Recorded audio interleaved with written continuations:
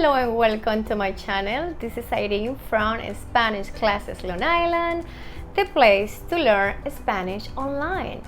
This is the first video and today we're gonna learn about la letra G, los sonidos con la letra G.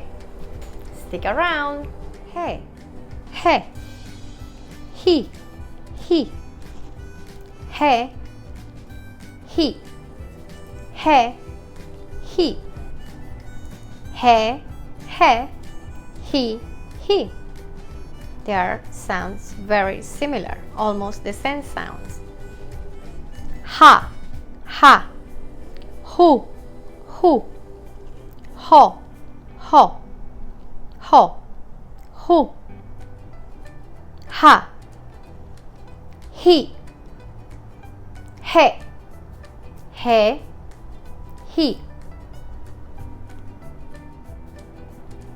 he,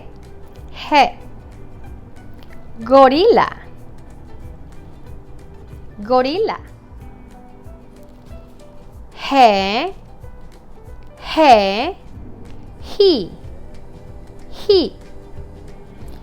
gibbon,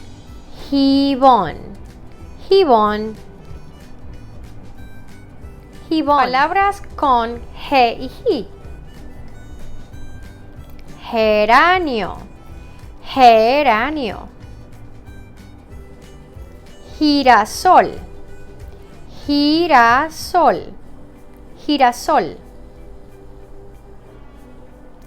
Gemelas, gemelas. Página, página, página. Letra J, J.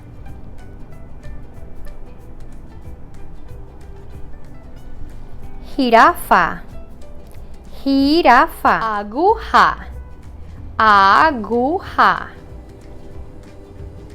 aguja. Jugo, jugo, jugo. Jarra, jarra.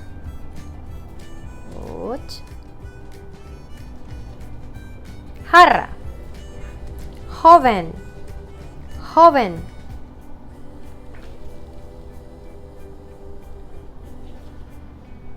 Joven. If you like this video, don't forget to subscribe, like, and share this video with everybody that you know who want to learn Spanish. So, nos vemos en el próximo video. Hasta pronto.